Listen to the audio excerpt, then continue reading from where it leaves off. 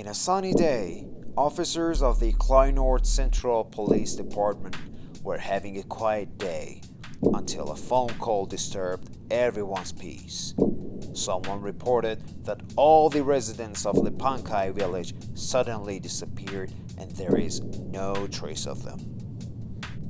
Anwar Keaton was one of the detectives in the police station who was assigned to go to the village and find out what was going on.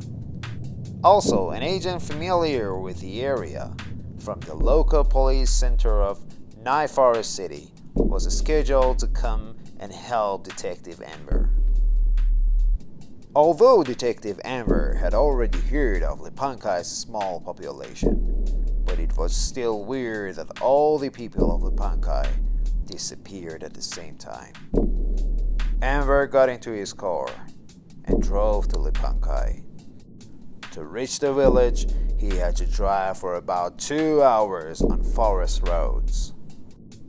On his way, he passed by Half Moon Lake and Miss Stasher's roadside restaurant, and a bit later, he reached Lipankai village, which was in the heart of the forest. Anwar had heard that for several years, once the children of Lipankai turn 18, they go to the city and never come back. And this was why Lipankai consisted of men and women over 40, with no more birth happening. So, most likely this village, which currently has only 4 houses left, will be forgotten forever in a few years.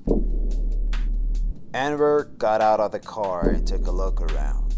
He was a bit terrified by the silence of the village.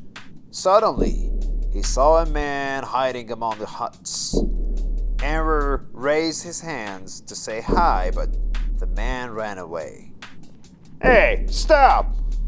shouted Anwar. But the man did not stop and disappeared into the woods. Anwar looked around hopelessly and saw a police officer coming towards him holding the unknown man. "I'm Detective Anwar Keaton from North Central Police Department, and you are..." "Charles, my name is Charles. I was sent to help you," said the young police officer.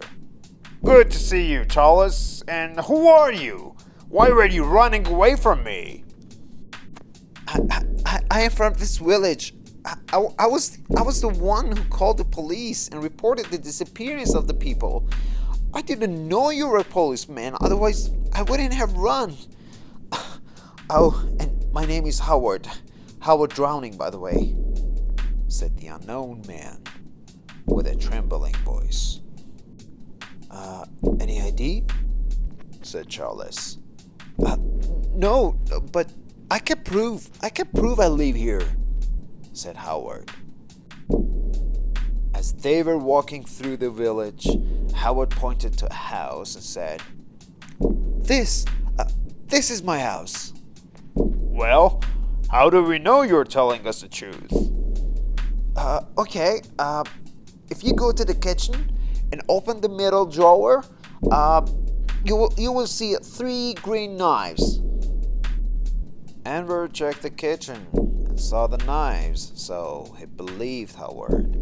He believed him despite it wasn't strong enough as a clue. Although Anwar believed Howard, Charles was still suspicious. "Charles, take a look around. See what you can find. Let me know if you found anything," Anwar said to Charles. "Got it, sir." "And you stay on my side and don't move a muscle until I check inside. You understand what I'm saying?" Yes, sir. Yeah, I understand." So Anwar got into Howard's house. He decided to check the bedroom first.